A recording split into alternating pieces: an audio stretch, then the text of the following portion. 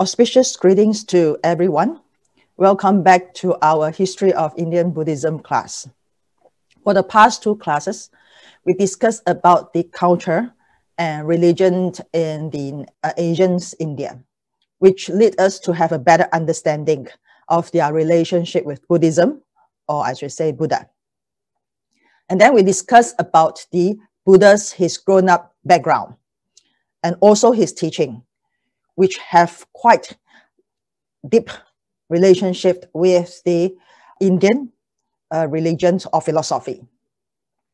So we talk about how Buddha's, his teachings different from the other religions at that time, and how he developed his new teaching. So today in this class, we are going to have a brief discussion about the basics teachings that the Buddha taught his disciple during his time. And now we're going to share the PowerPoint.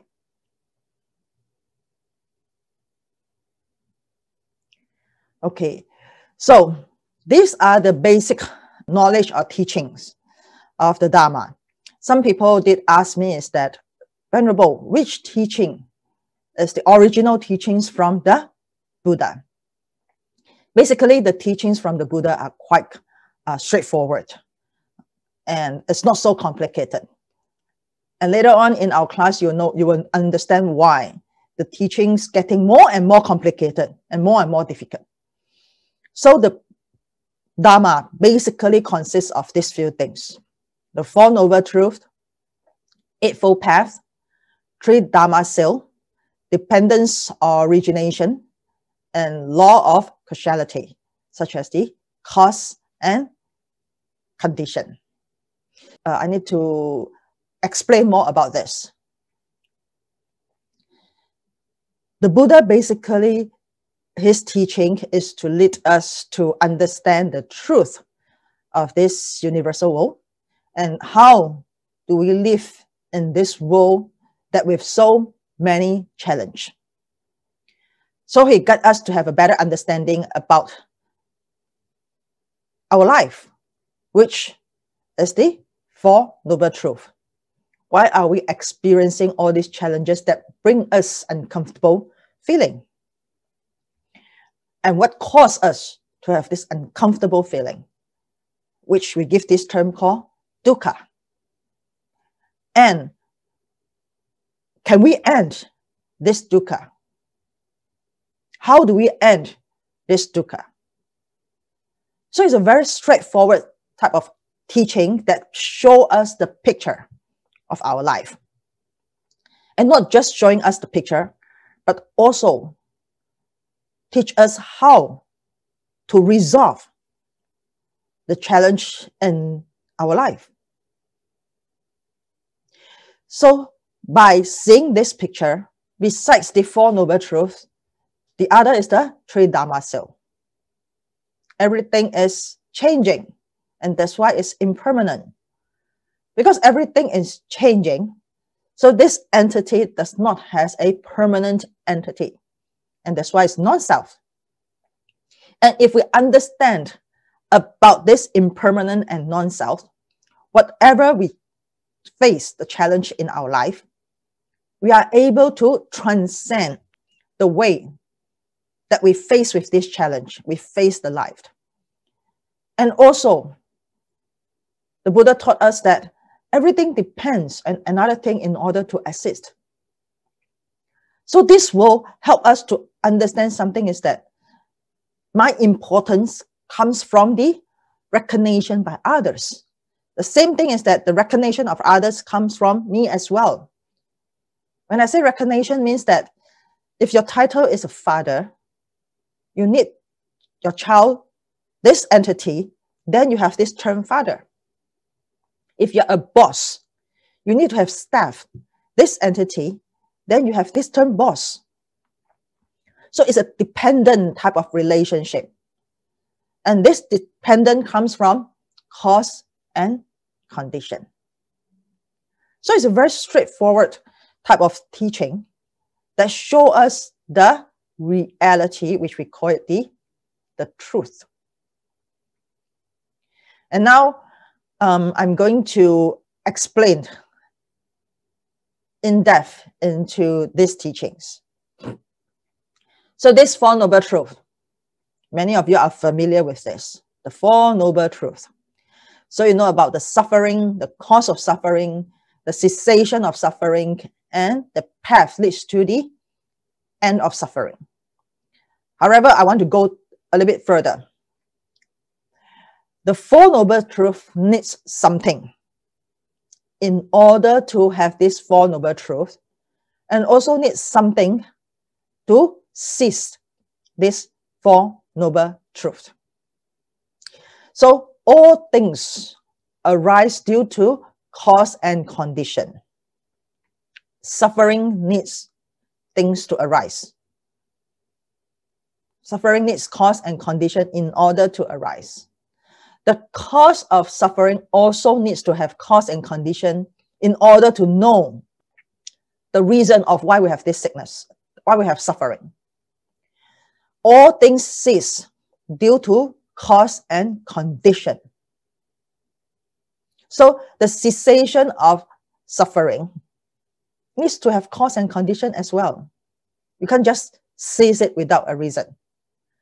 The path leads to the end of suffering also needs cause and condition.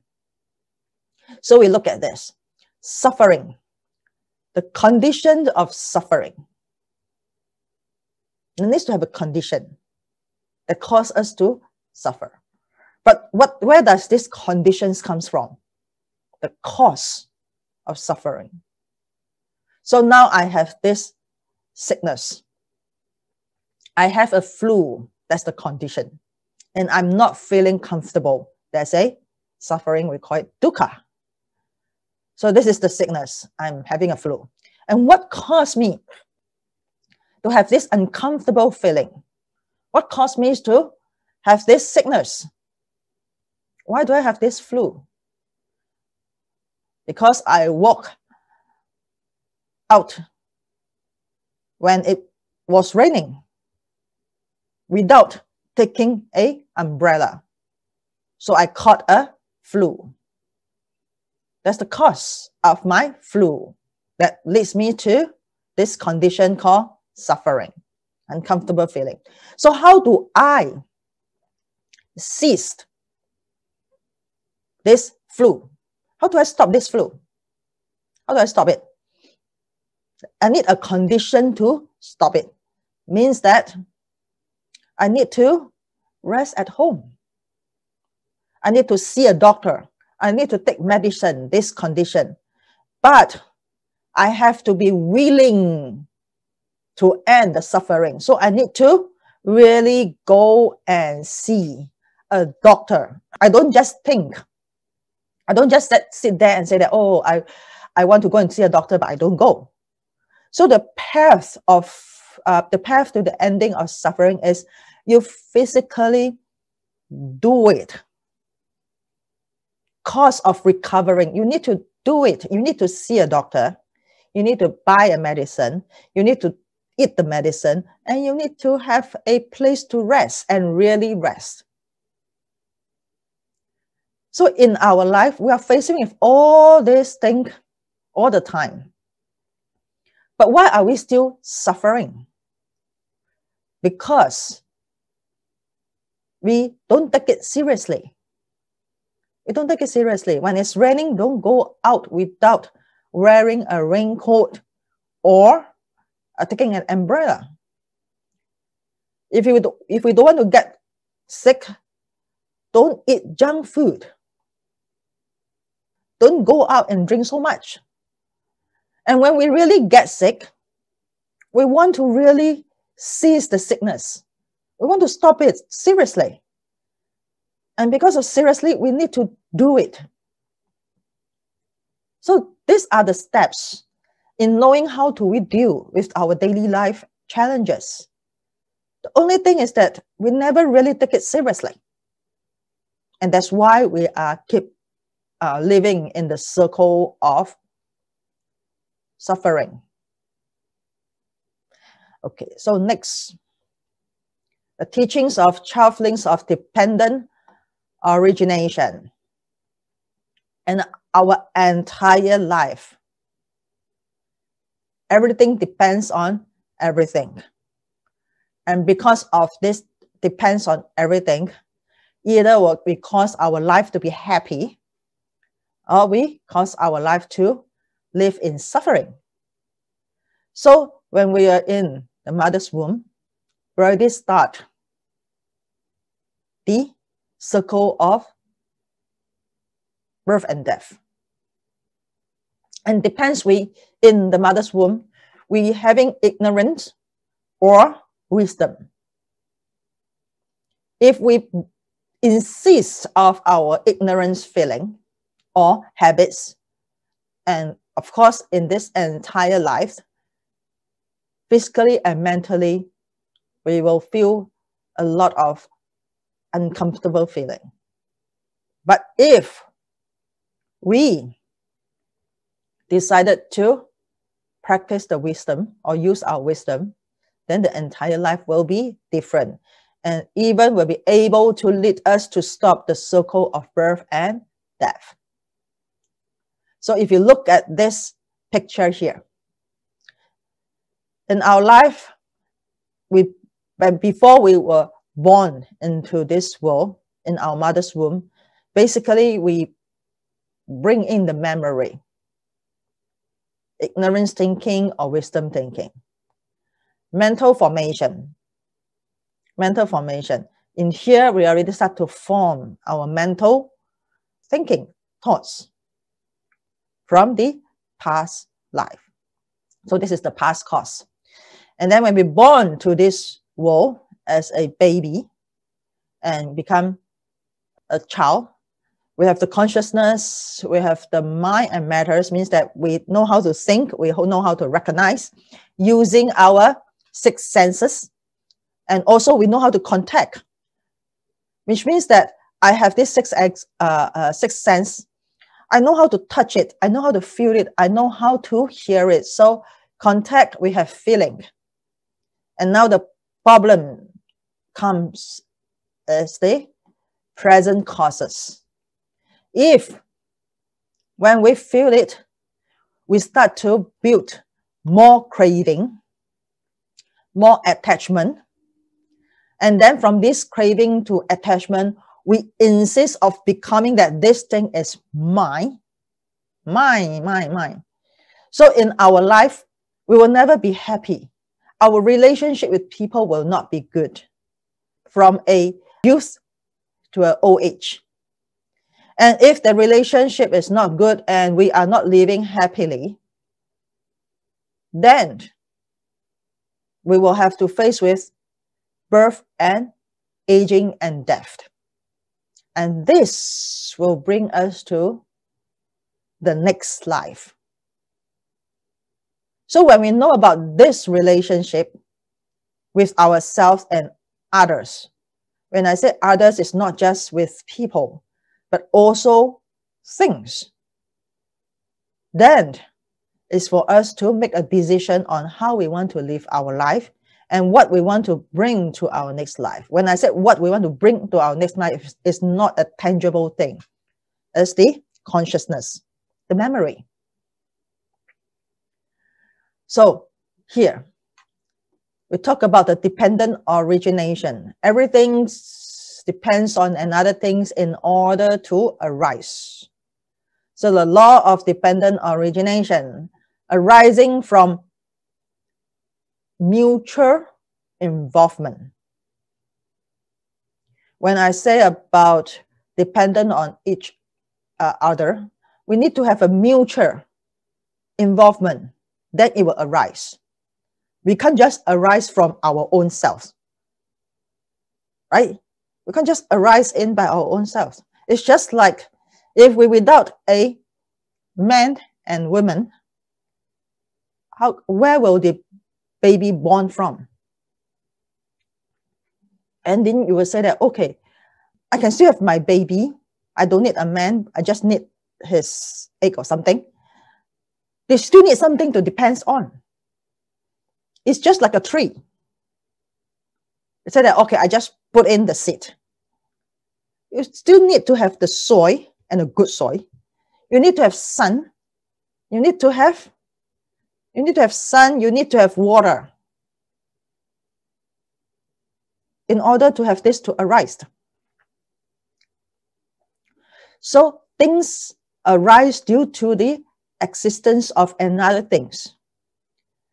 Things cease due to the cessation of another things as well. So in this world, nothing can arise without another thing. The same thing is that nothing can cease without another thing. Even death, we need condition to leads to death. We need what conditions? The body.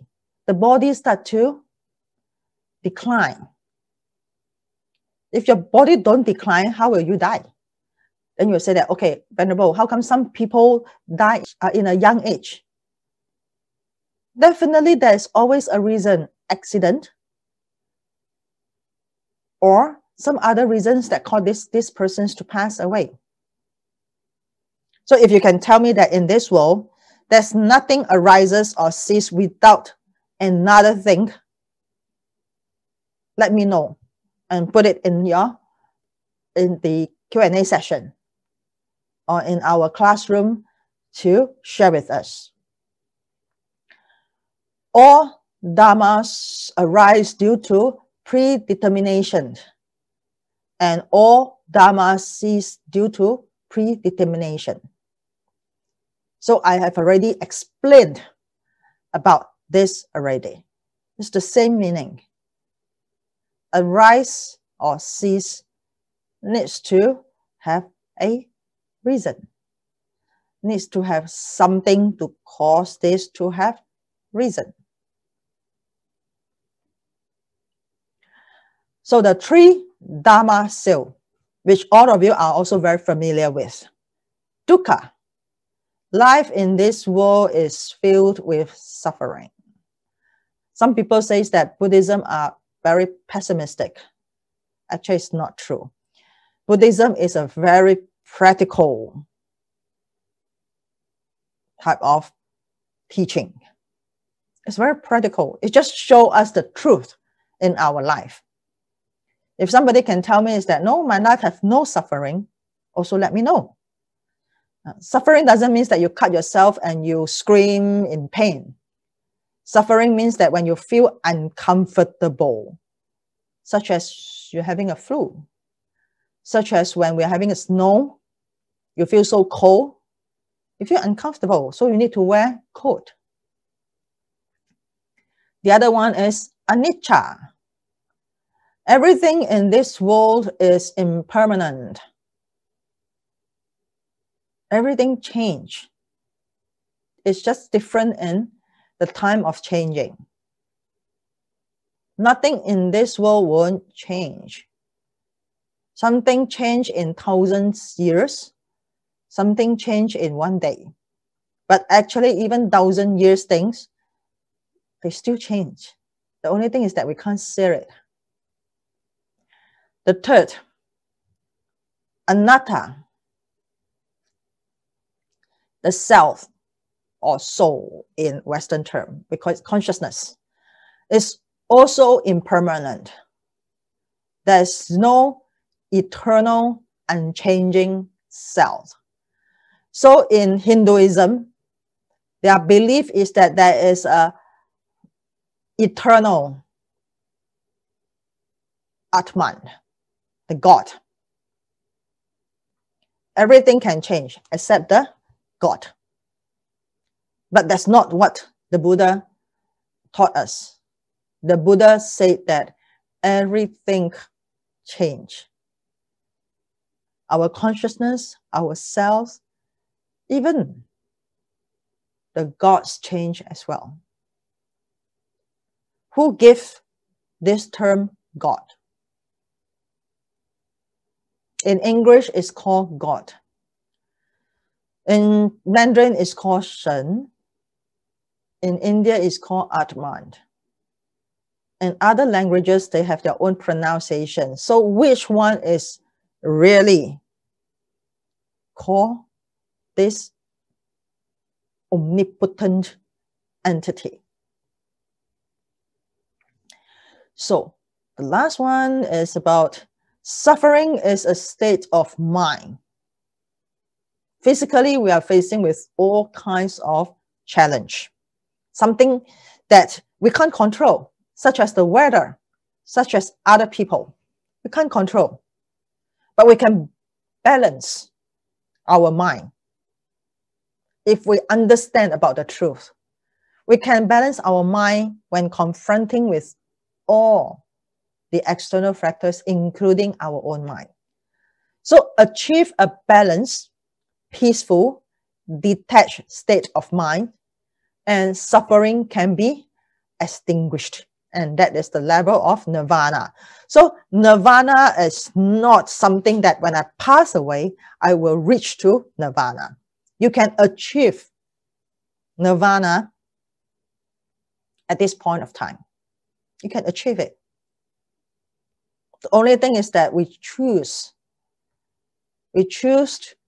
to let ourselves experience suffering again, and again.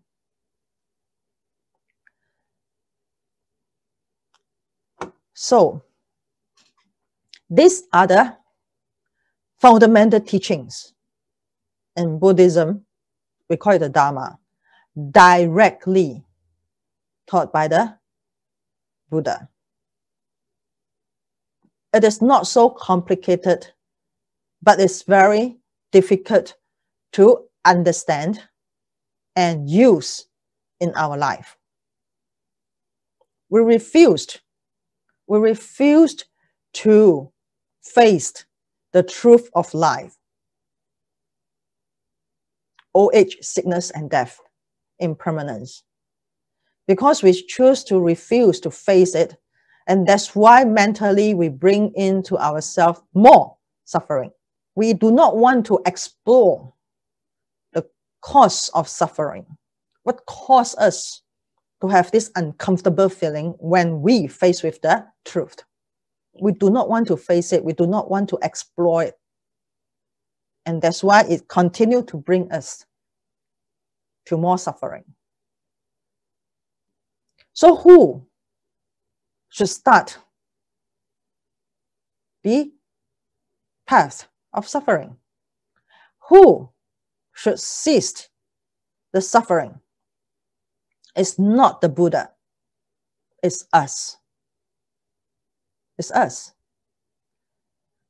We build in more ego in us, and we ignore the dependence to the other people. We show that we are very strong. So we do not want to say that we are weak, I need to depend on you.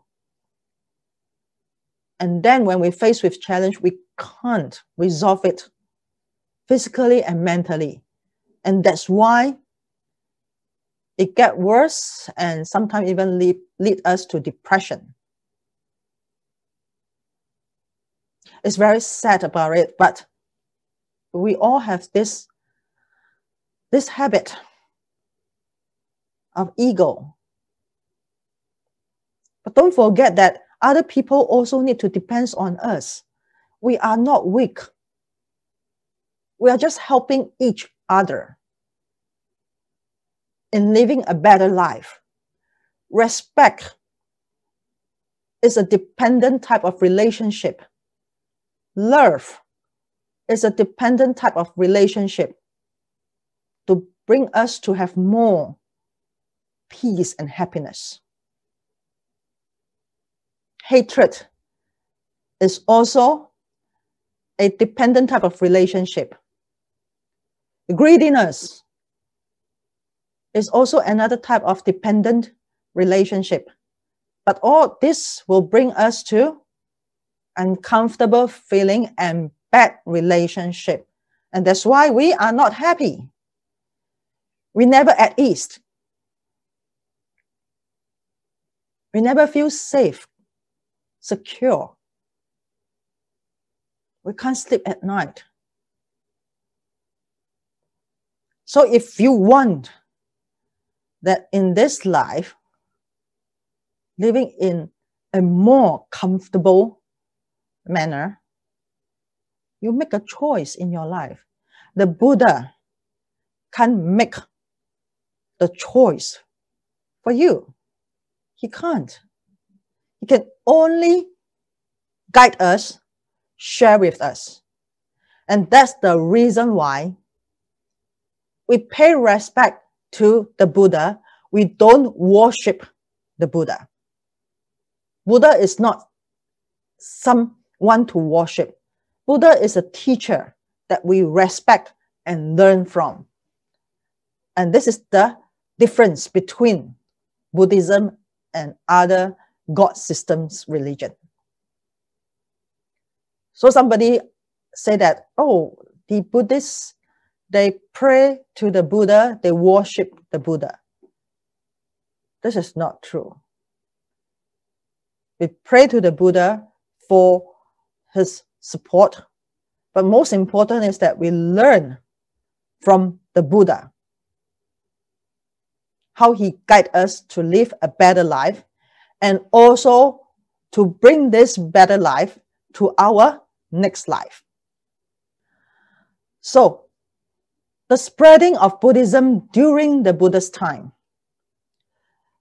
Look at these circles here.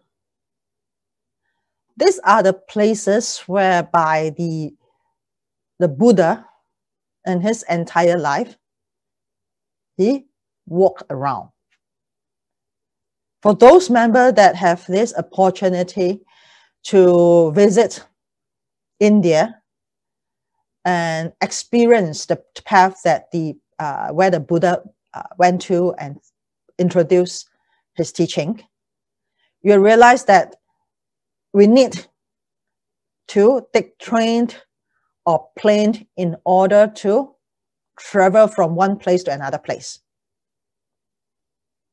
Or we need to take many hours of bus to travel from one place to another place. And during the Buddha's time, basically, he did not have any plane or bus. He used walking. So this is something that I would like to emphasize here, is that now a lot of people say that practicing, learning Dharma is just to do meditation will be enough. Sitting there and meditate. Or just sitting in the class, listening to the Dharma. So the monastic do not need to involve in a lot of things. They just need to teach the Dharma and stay in that place and meditate. If the Buddha, during his time, he just meditate and stay in one place waiting for people to come to him, Buddhism in India will disappear immediately after the Buddha passed away. Because the Buddha did not travel around, people won't come in from so many places. So the Buddha traveled in order to let more people know about the truth and then able to find ways to cease their suffering. So monastics are not supposed to stay in one place. Monastics are supposed to travel around to outreach and share the Dharma with people, not just Buddhists, but all kinds of people, if they are open-minded to listen to us. Meditation is just one of the tools for us to practice in our life. It's not something that we have to just stay there and meditate and do nothing. If the Buddha don't do nothing, then why does he need to travel so far away until the time is going to leave this place? So Buddhism is a religion that outreach, originated by the Buddha. we are just following the Buddha's steps. And now FoGuangHuB is trying to clarify to a lot of misunderstanding type of thinking for a lot of people. So look at this. The Buddha's travel around here. I believe that if there's this plane, ship, anything that able to let Buddha travel to other countries, I believe Buddha will go to that countries. So it's a map here that show you that Lumbini, Buddhigaya, and Kapilavastu, and all these places here, Kosala, all these places here are the places that the Buddha traveled around during his time that introduced Buddhism. And that's why during that time, Buddhism was considered a big religion or philosophy group during that time. It's considered quite have great impact on a lot of people during that time, especially those kings during that time. And now talk about the Buddha's disciple during the Buddha's time. So during the Buddha's time, beside the monastic monks and nuns, there are also lay members. So it's not just a monastic. There are a lot of lay people are the disciples of the Buddha. So the term disciple is not just equal to monastic. And now I'm going to show you the major group of disciples during the Buddha's time. Buddha's disciple. Buddha. The monk have this term called bhikkhu. Female called bhikkhuni. This bhikkhu and bhikkhuni are the ordained monk and nuns. Monks and nuns. And when they ordain to become monks and nuns, besides their own cultivation, in order to cease the circle of birth and death, they also have a mission. The mission is to continue the Dharma circle. Or I should say, to continue the teachings of the Dharma from generation to generation. And that's the reason why. That's the reason why is that Buddhism are able to spread to so many places is because of the bhikkhu and bhikkhuni that represent the Sangha with this figure, the Buddhist monastic figure. So they have to wear the robe, and due to different tradition and also the culture in that place, the robe might be modified a little bit, such as we Chinese monastic, our robe are different from the Theravada monastic. And the Tibet monastic, their robes are different from the Chinese monastic and Theravada monastic. However, these are the robes.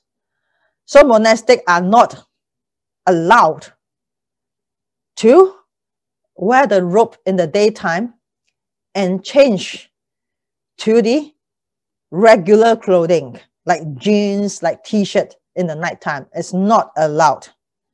Robe is our only clothing. So if one day you realize that there's a person says that I'm a bhikkhu, but this person is wearing a jeans and then wearing a t-shirt and wearing a having hair and then wearing a gold chain, then you might need to think twice.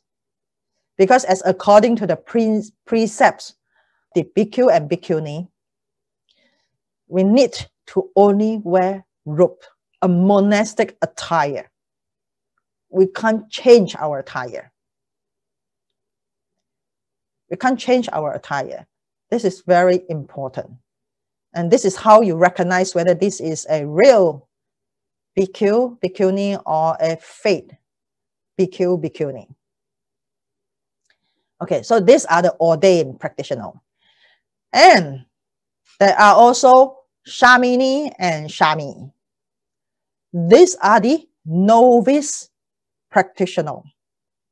When we say novice, means that they also have their precepts, but their precepts are different from the bhikkhu and bhikkhuni. They are the young practitioner, very young, some even in the age of 5 or 4 or 5.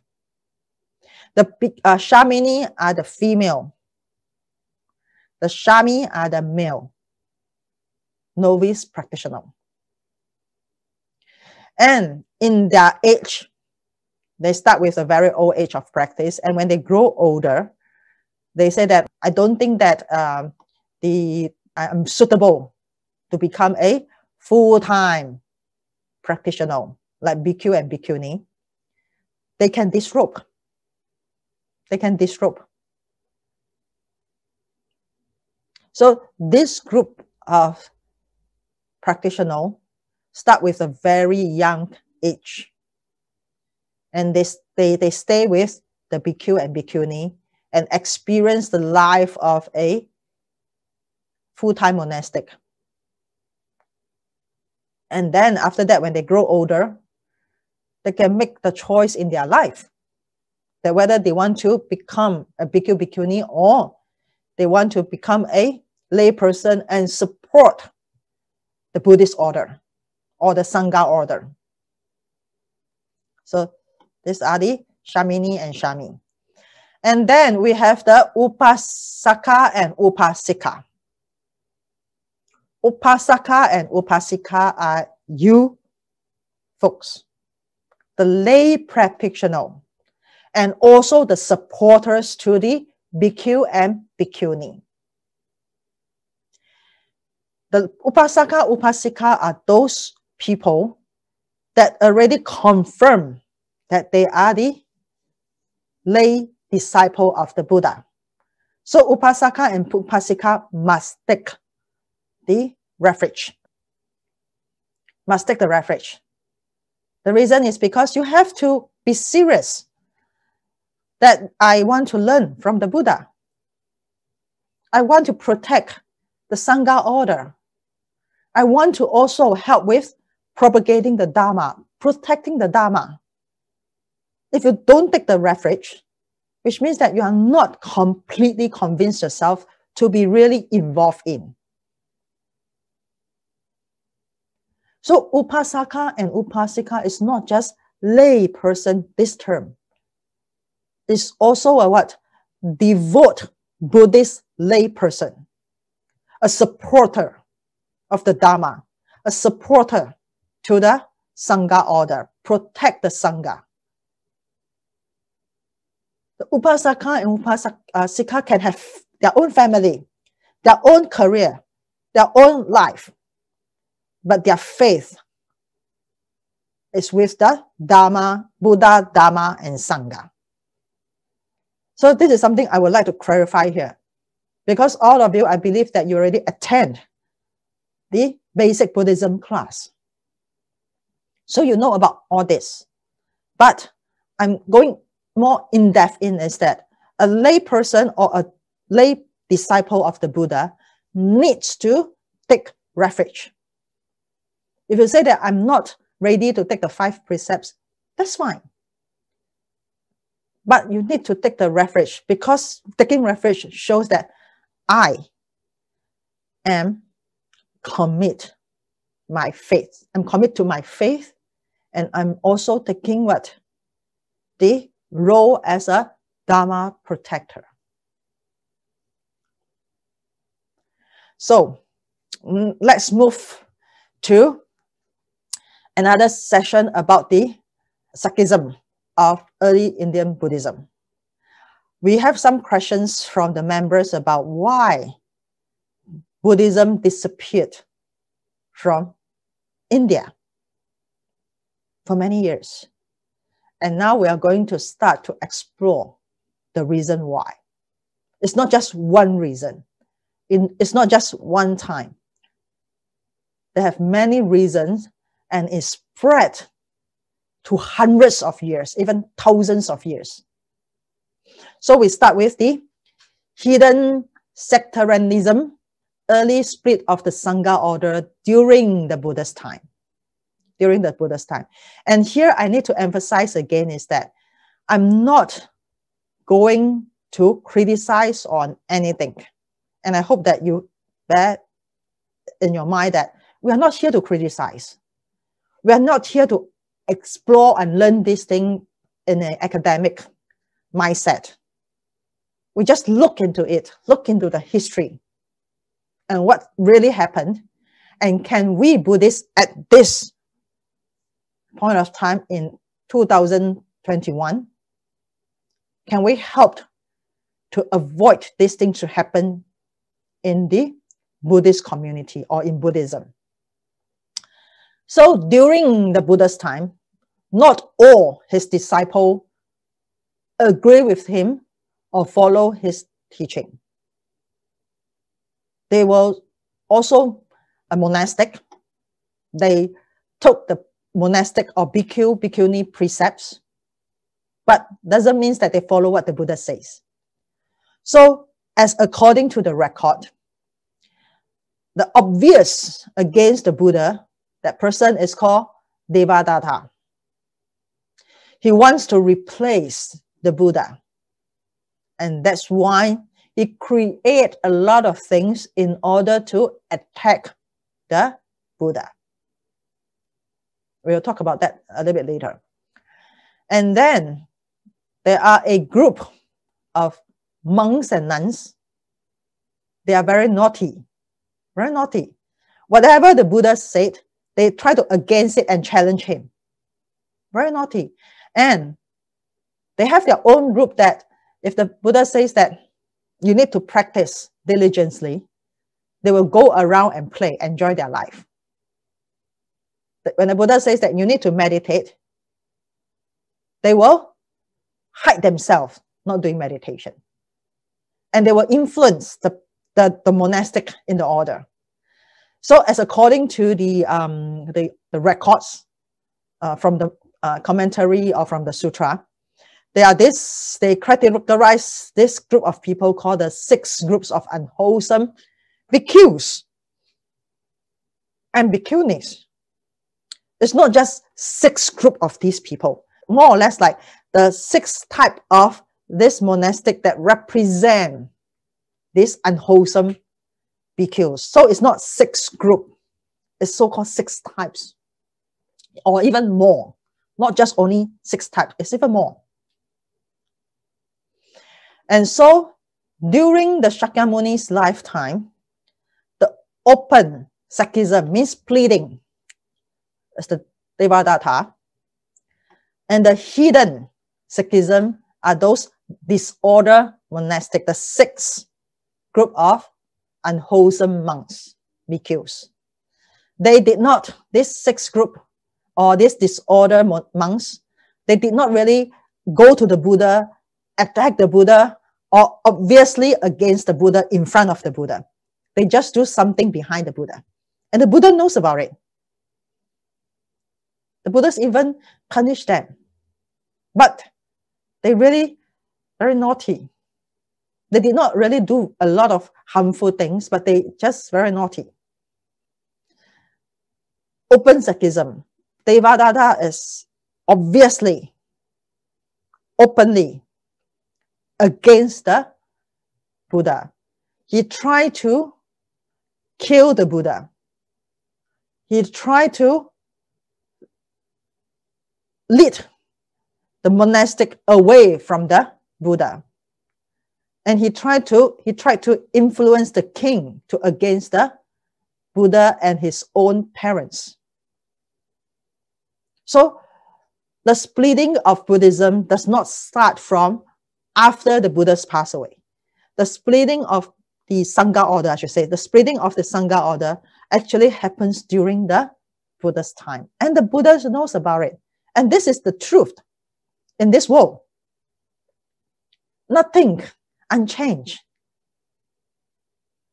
Not even the Buddha. So the Buddha, parinirvana. When it's time for the Buddhas to leave this samsara world, the monastics are very sad. And those monastics that are very sad are those monastics that basically have not achieved the arahatship. Of course, the arahat, they feel sad as well, but they understand the truth of us, that nothing is eternal, even the Buddha. So the Buddha, parinirvana. And then in here, after the Buddha parinirvana, Buddhism started to even spread wider without the Buddha. But the things start to change. When the Buddha traveled around in the central India, basically if there's anything happen, the Buddha was still there. He was still the person to make the final decisions or the final arrangement. And the disciple, majority of the disciple will listen to him. But after the Buddhas passed away, the pictures change. The pictures change. So in next class, we will step into the discussion of the Sikhism of the Sangha order. And you will understand why Buddhism arises in the peak time and why Buddhism declined to disappear. And also why there are so many teachings in the Indian Buddhism. If you want to learn about the Chinese Buddhism, the history of Chinese Buddhism is even more complicated. They have even more teachings. But in Indian Buddhism, they already split out to many kinds of teachings. From the fundamental teachings from the Buddha to a lot of different types of teachings. And why? Why so? So this will be something that we will explore in our next class. And I will see you next week. Amitofo.